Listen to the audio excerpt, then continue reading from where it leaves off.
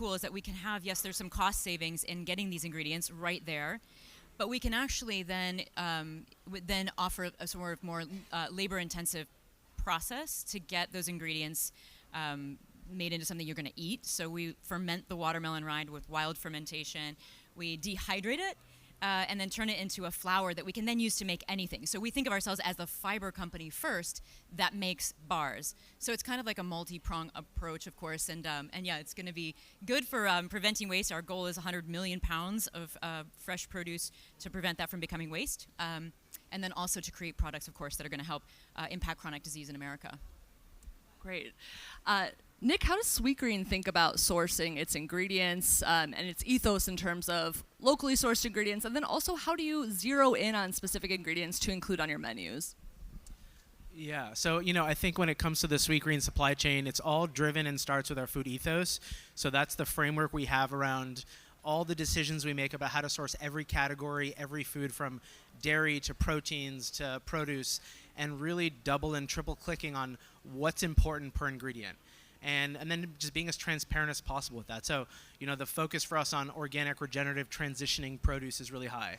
As we've entered new supply chains, we really try to become students of that market. So we added steak on our menu for the first time a year ago, and it took us a long time to really understand the cattle beef supply chain and understand how we would do it the Sweetgreen way. And so we landed on a grass-fed, grass-finished program, which is really challenging to source, especially domestically. And so we do a lot of homework. We try to really understand the ingredients. We try to listen to our customers to understand what's important. And then we spend a lot of time listening to our farmers and growers and food partners to understand what's important for them. And Nick, just as a follow-up here, Sweetgreen is nationwide now, but you're headquartered in LA. You're very plugged into that community. How have you navigated the supply chain issues that have come along with the wildfires? The wildfires have been quite disruptive to our business in general in LA. As it relates to supply chain, most of our California supply comes from more central, like Salinas area. And so it hasn't affected our supply too much. It's more affected, I think there's other factors like weather and, other policy things that are affecting how farmers are working and growing. And so for us, it's been less about the wildfires, more about those other factors. Let's talk a little bit about brand building. Jenny, I want to ask you, obviously there's quite a bit that goes into it, and having outstanding design is one of those things, but there's so much more to it than that. Can you walk us through how you built a strong brand with Jenny's Splendid Ice Creams, especially the challenges inherent to breaking into a space populated by players like Haagen-Dazs and Ben & Jerry's? Yeah, well, and I would just be honest and say that we did this very naively from the middle of Ohio as a bunch of art kids, walking out of art school, just thinking that we could just make stuff and sell it. And that's been kind of our process. And actually, we're doing this also at Flora in many ways.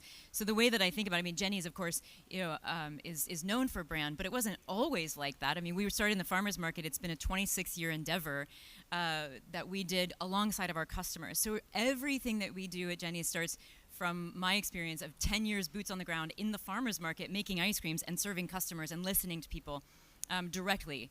And I still think that that's so important. So when we think about how we built our brand at Jenny's, it was just us experimenting and listening, whether that's the flavors or how we talk about them, how we connect with people. We broke a lot of rules on our package. We basically didn't do anything that anybody told us to do. We don't have a brand color, for instance. We don't have the same placement. We don't do the brand story on the side of the pint like everybody else does. Basically, on the side of the pint, we just say what I would always say over the counter to people. And so it's just connecting deeply with people. And so in that way, we're kind of doing the same thing at Flora. We launched our first sort of iteration of the visual brand in January, just a month and a half ago. But we will continue to iterate over time our products, our flavors, our visual identity, and everything that we do, all of how we communicate, as we learn directly from customers. So I think the most important thing is that you don't launch a brand on people, you launch with your customers. And that is really, really important. I think I see a lot of companies that sort of launch and then they don't change and they don't adapt and they don't listen and continue to expand their brands. But I think a brand is always a living, breathing, beautiful community. Gabby, I'd like to ask you a similar question because Magic Spoon is obviously a cereal and that can be thought of as for kids, but this has, a higher protein content. It's more of an adult geared product, I would think. So how did you think about brand identity when designing Magic Spoon? Yeah, so as much as we kind of position ourselves against these big cereal companies that dominated the space for decades, we actually think they're amazing marketers, right? And often that was used maybe for evil rather than good, but we can borrow from it. And so what we did was we created these kind of slightly more adult, more psychedelic versions of classic cereal characters. And so we leaned into that nostalgia, that feeling of joy and youth, and really got the benefits of that, but then did it in a very upgraded product. And so we wanted to create something that looks and feels and reminds you of Sunday morning cartoons from a brand perspective and a product visual perspective, but packed it with protein, very low sugar, gluten-free, grain-free, so radically different product, but similar kind of brand ethos. I'm curious too, being an entrepreneur involves taking risks, it involves meeting consumers where they are, but of course consumer preferences can be fickle, they can shift. So Gabby, this one's for you as well. How have you navigated changing consumer preferences around, keto, around processed ingredients with Magic Spoon? Yeah, I think the challenge is to try and separate what is a long-term nutritional trend from the kind of momentary versions of it, right? So if you look back over the past few decades, you have various versions of diets that were all about protein being good, sugar and carbs being not so good. And initially that was Atkins, then it was South Beach, then it was paleo, then it was keto, and now it's splitting into kind of animal-based and carnivore. And there's all these different kind of momentary versions of what is really the same nutritional philosophy, which is protein's pretty good for you, it keeps you full, and sugar is generally not that good for you. And so what we try to do is kind of lean into those fundamental truths and have a brand that is all about protein and low sugar, which we think are kind of long-term trends here for several decades, if not further, while staying away from kind of these like momentary, faddish versions of it. And of course, it's tempting to lean in, right? Because when you look at some of the fastest growing brands, they actually do talk about these fads. And so when keto was very popular, like we were a little bit susceptible to that. And so we did, in certain kinds of online marketing and digital tactics, we would lean in slightly to that kind of messaging and positioning, but always very careful we didn't have that in giant letters in our packaging. That wasn't kind of how we identified ourselves. Now, we're just talking about trends and consumer preferences here, which can shift, of course. Jenny, you think about brand building as sort of a collaborative process with your customers. How do you put that into play in terms of cultivating trust with them? And also, to what extent do you recommend that entrepreneurs latch onto trends? I think that trust is the most important thing that you can build as a food company. And we're in an era right now where that is more important than ever. And it's going to continue to be more and more and more important for all sorts of reasons, political even and otherwise, which I think is good. Because we haven't seen enough revolution, I think, in food and the industrialized food system. So I think, of course, at Jenny's, that was our foundation. We're from the farmer's market. Everything we do is transparent. And I think that, that honestly, that is your brand. The trust that you have built with your team, your people first, and your customers is your brand. And if that's not strong, then your brand can't be strong. It's the most important thing that you can do. And regarding food trends and these sort of big sort of health trends, but you kind of always have to keep your ear and your eye on what's going on there. But I think if you're building a company, we have to be building long-term, as Gabby said. We have to be building, and we think about this all the time at Jenny's and also at Flora, heritage companies. We're looking at the long game. What is going to be a major trend, not fad, that is going to actually shift, culture? And so that's where we're like, fiber is, 95% of Americans are deficient in fiber by at least 50%. 61% of Americans have chronic illness, one or more. All roads lead to fiber on that front. 41% of children have chronic disease, and that comes directly from fiber. I live in the middle of the country, and believe me, you see this everywhere. It's all over. And so these are massive shifts that are going to take a long time to resolve, and our food companies and our businesses can have a big impact on these major challenges in America. But it all goes back to, in my opinion, trust. Now, speaking of trust, Sweetgreen has cultivated a reputation for healthy food, for serving this healthy food at scale, for being a mission-driven organization. I'm curious about when you decide to take risks. So Sweetgreen recently introduced French fries, which are a fast food staple. They're not typically considered a health food, and while I personally love a side of fries with my salad, as we were discussing earlier, as I said, it's not typically considered healthy. So how did Sweetgreen go about introducing French fries, and also I would love a little context on your sourcing ethos on this one as well, but while also remaining true to Sweetgreen's values. Yeah, for us, I think Sweetgreen was started very much how Jenny was talking about, with a very strong set of beliefs around the food system, around fast food, and we wanted to shift what fast food looked like. When we started it, we saw that all the most delicious, most popular, most convenient food options were all the least healthy. And so the idea was, why can't you do that for food that is good for you? And so along our 18-year journey, it's forced us to kind of take risks and do things that are not expected or standard. And we like to remind ourselves often that if you just do everything the way everyone else does it, you're going to look like everyone else, and you will not have created any change. And so for us, it's really important to understand where are those moments of risk and innovation. As we think about broadening our menu, we got really excited about this, really leaning into this notion of redefining fast food. And there's nothing more fast food or ubiquitous than the French fry. And as we did our research, we realized that the history of French fries was really interesting. The largest fast food brands in the world, if you rewind 50 years, their ingredient labels were very simple. It was potatoes, beef tallow, and salt. Today, those ingredient lists are almost 20 names you can't pronounce. And so for us, it was this idea of really redefining food by going back to this simplicity and the roots of what was so brilliant 50 years ago in so much of it, and creating a version of something that everyone wants, but in a way that you can feel good about it. And so we are air frying them in avocado oil. We also, as we looked around, we didn't see any national chains doing French fries without seed oils. And so we wanted to really push that conversation forward, just create some optionality for customers. So, Jenny, you started getting into this a little bit. I'm curious about the origins of Flora. I know you have a little bit of a personal story with this. After Jenny's ice cream, working on fiber bars is perhaps not the most logical next step, but I guess I'm curious what inspired you, what your personal history is with that, and how you came to want and be inspired to found Flora.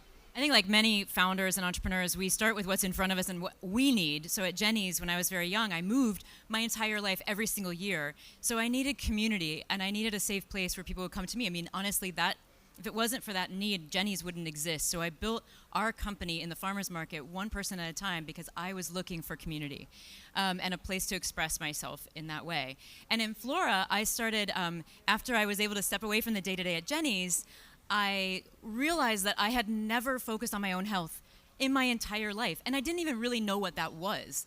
And when I started to go on long walks in the forest, I started to eat lots of fruit. I wasn't really necessarily trying to become the next, a health guru, but I was really just eating tons of fruit. That was what I was drawn to do.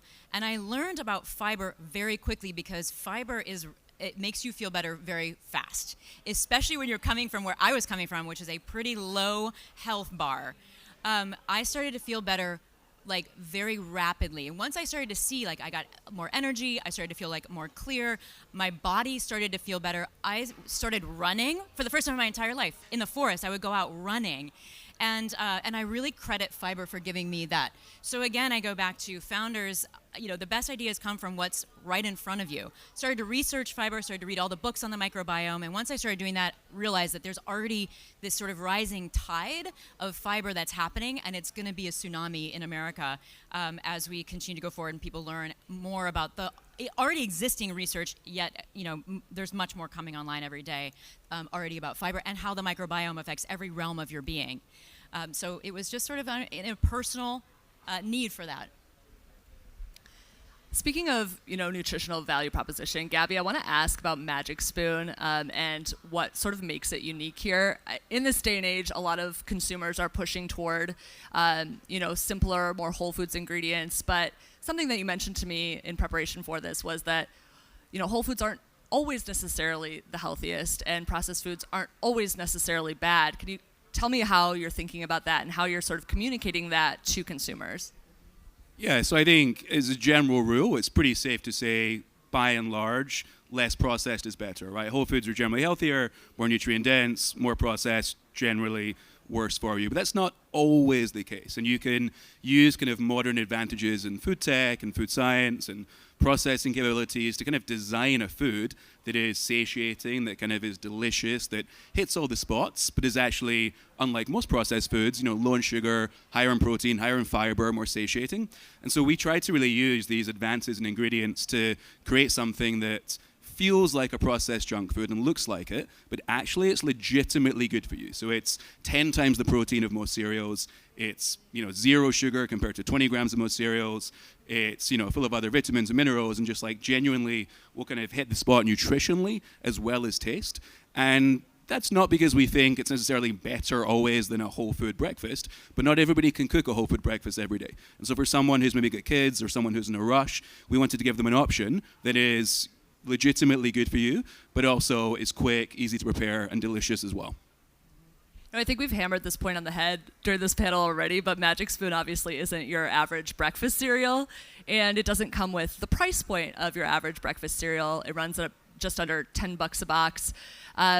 So how important was it when you were thinking about launching retail instead of being direct to consumer to communicate with your customers? And how did you ultimately decide where to place Magic Spoon in grocery stores? Yeah, it's definitely our biggest challenge. And it sucks, honestly, as a founder, because we don't want our product to be expensive, right? Like, we're not taking crazy margins. This isn't trying to be a luxury good. It's just the fact that our cereal is literally not a cereal, right? There's no grains inside. So rather than using corn and subsidized sugars and other ingredients, we're using whey protein, allulose, chicory root, things that are 10, 20, 30 times the cost of traditional cereal ingredients. So as a result, we are meaningfully more expensive. But again, it's because we're not cereal. We're sort of a protein shake disguised in the shape and color of cereal. And so when we went from D2C, which was the first 3 years of our business, into retail, we had to really make the choice. Do we want to be with all of the kind of protein snacks? So there's the nutrition aisle where there's not only protein bars, but also protein chips, protein cookies, things like that. And that's where our customer was, right? Our customer traditionally has not been eating cereal for a while. It's people that left that aisle because it's full of junk, and they instead are going down the protein aisle. So with the choice of, do we meet customers kind of where they are, which is the protein aisle, but then risk a little bit of confusion, because if somebody goes in the store looking for Magic Spoon cereal, they're probably going to look in the cereal aisle, or do we go in the cereal aisle where it seems a bit more natural, but then we're 3 times the price of every product in that aisle? Ultimately, we decided that we want to kind of reimagine breakfast for the next generation of consumers. And to do that, we want to be right there with the big guys, side by side, the classic cereals, and try and peel off as many consumers as we can. So that's where we are. Nick and Jenny, I'm curious to hear from you as well. Navigating price premiums is kind of par for the course when you're dealing with a sustainable brand and sustainably sourced ingredients. How are you navigating that with consumers at a time when they're hit with inflation, when supply chain disruptions are also adding to the price premium in some cases, and we have uncertainty around tariffs as well? I would love to just hear some advice for entrepreneurs, perhaps in the same boat, about how to cope with this. Yeah, I would say there's 2 parts to that question for me. One is the broader philosophical belief on really focusing on price value and making sure that as a brand that is rethinking so much of what goes into your fast food experience, that we make sure to tell that story and tell our customers why it's different, where the cost is going. The example around soda, it's, we don't have a soda fountain, and the amount of profit that normally comes to a fast food restaurant from that soda fountain program is enormous. And so for us, it's really about rethinking and the whole economic model, telling that story, but then at the same time, making sure there is optionality on our menu, a range of prices, loyalty programs that create value. So how do we really think about creating value for folks where that's important? But the bigger philosophical idea is more around the connection between food and health. If you look at the amount of disposable income the average consumer today spends on food versus healthcare, rewind decades, it used to be 2-to-1 food to healthcare. Today it is inverted. We are just spending way less on our food, eating cheaper, more highly processed food that is bad for you, and suffering health outcomes that are not good. So for us, and that's a really hard connection to make for consumers, but once that does click for a consumer, they see the price value of investing in their health in a totally different way. Yeah, and I would just say that I echo what you guys have both said, and that's if you're creating value for people and it's clear, then it almost doesn't matter.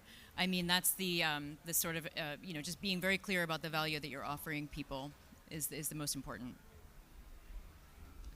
So we've talked a lot about, what each of you individually are doing in your companies and how that's sort of changing the game. But I am curious, and I didn't ask this at the top, I would love to hear a bit of a state of the union on where the sustainable food industry is today, given some of the challenges that I've cited in terms of potential tariffs, inflation, supply chain issues, but also as we've discussed, this increasing consumer emphasis on health. Gabby, let's start with you. Yeah, I think I describe the State of the Union maybe as like quite split. To me, there's no one direction right now where everything is headed. And so, I mean, you've all, I'm sure, like gone on social media every day and you see there's as many people advocating for plant-based and vegan diets as there are advocating for carnivore and animal-based diets. And so I think what that says to me is that there's really lots of white space out there, and it's possible to build a really big, flourishing business that's catering to a variety of different consumer tastes and preferences. And I think the common theme is that people are trying to educate themselves more and more and try and learn more and more about what's good for them individually. And yeah, lots of opportunity out there. So I'm very excited. I would say that sustainability, in a way, is like is sort of a personal labor of love for us. It's something that we feel strongly about at Jenny's and also at Flora, but it's not. It doesn't taste good. It doesn't create that sort of pleasure that we need to create for people to buy our product. And so it's something that we do because we care about it, but it can't be the first thing that we talk about. It has to be something that's part of the trust equation that we build with our customers and part of the value equation that we build for customers. But there's many more aspects to that. And I think first and foremost, as you guys well know, it's about, does it taste good? Does it make you feel good? Is it a beautiful experience? And that may include also the elements of sustainability, but that's not going to appeal to everybody. I think it has to be, we end up doing this for personal reasons. And I'll just add really quick that when we do these kinds of companies, these sort of Jenny's is also a B Corp, we don't do this as a marketing external message. We do this because it actually, this is the company that we want to work at every day. These are the companies that we want to go to work for every day. And it's helped us also, just being in the center of Ohio, attract some of the best people to work at our company. So in a way, part of this equation too, I don't know if you guys feel the same way, but when you inspire your own people first, that trickles out. And at Jenny's, of course, we have access to, we serve 100,000 people a day, every day in the summer in our stores. That pride that our team is pouring over the counter is everything to building this brand of what the brand means to people. And so when we inspire our team first, with all of the decisions that we make every single day and how we build efficiency into our company, it inspires everybody else and sort of trickles out and becomes that brand and that sort of value, I think, that we give our customers. And Nick, what do you think the state of the industry is today? You know, I think the state of the industry is, I think sustainability is incredibly important still for so many companies. I think depending where you live, there's regulations around having to measure that and actually share that. So it will only continue to get more important. What I will say is I think there's a much stronger balance happening for consumers, especially on good for you versus good for the planet. And sometimes those things can kind of be at odds, or at least the data can be. So I'll give you an example. You know, when we added steak to the menu, when you look at the data, it will tell you that feedlot beef and cattle is lower footprint than grass-fed regenerative steak, because the cattle is fattened way quicker, the life is shorter, and they're like, you know, stockpiled into a smaller square footage, and so it's more efficient. But our belief is that the right thing to do for both the planet and the consumer is to think about that supply chain from a regenerative point of view, so the grass-fed, grass-finished program. So part of this is also trying to understand how to measure this thing the right way, but on paper, it would have told us, if we were focusing on just sustainability, to go with feedlot beef cattle. And so for us, as we thought about the flavor, the nutrient density, the effect on, you know, the cattle, the humane animal cruelty point of it, we decided to build that supply chain. So a lot of this is around understanding what the broader balance is between good for you and good for the planet. I would just add one more thing about this sort of state of sustainability and other sort of these kinds of values sort of based businesses, and that is just that, I don't know, maybe we're moving into a new era that doesn't put the emphasis on that, or takes it away from that, or even makes it so we don't want to be talking about these things out loud. And I would just say it's still very important, because I go back to, it's still important how we build talent on our teams. It's still important to have your personality and your values reflected in the business. You can't be everything to everybody. You can't do everything. But having those elements of, like, what are we doing that we strongly believe in? What creates passion in this company? And it can't just be about the bottom line. It can't. It never is. It doesn't create a passionate business, I think. Speaking of passion, I feel like successful entrepreneurship is oftentimes a combination of passion, a great idea, and tapping into that cultural zeitgeist. But again, not always chasing trends, as we discussed earlier. So what would you three like to see the entrepreneurs of today focus on to introduce to this industry tomorrow? Jenny, let's start with you. I would just stay very focused on this idea of trust. Make something that's actually good for people. The food industry does not do that enough, and obviously, not us. But this is where we have to be. We have to go back to trust in the food system. We all go to a lot of events like this where we're talking about the future, we're talking about AI, we're talking about flying cars and all of the other great things. And if we're not solving the food system in America, we are not solving the future at all. When 61% of people have chronic illness, that's unacceptable. 41% of children, it's unacceptable. So I think building trust, doing the right thing, making good food that actually helps people is the future if you're going to be in food. Just to add to that, I do think this notion of transparency and having food companies be way more open around what's in their food does drive consumers to make different decisions. And I think there's a lot of a lot of times when companies the larger food companies appear to be transparent, they can be a little misleading. And so I feel like the more transparency, the better. The second thing is, I think in this world, 5 years post-COVID, digital revolution, technology revolution, the importance of community and humanizing your brand and creating those touch points that are whether they're in person or just creating that sense of community around your brand in this digital world is more important than ever. You're here. I'd maybe add, avoid the temptation to over-innovate. And so as founders, it's really tempting to try and just overhaul everything about the industry we're going into. When we were launching, people said to us, why do you actually reimagine the cereal box? Because if you think about it, it's kind of an awkward customer experience, right? Like, it's tough to open, you inevitably rip it, it doesn't reseal. But what we realize is actually you want to do one thing and do it really well. And so if we just keep the packaging, borrow from the branding, but just make something that looks and tastes like classic cereal, but it's better for you, and that's it, that's all we're trying to do, that's got far higher odds of succeeding. So I'd say stay really focused, do one thing, do it really well, and don't get distracted. Well, some really great actionable insights for entrepreneurs on this panel. Thank you all so much for your time today. We have Gabby Lewis, Nicholas Jamay, and Jenny Britton. Thanks so much.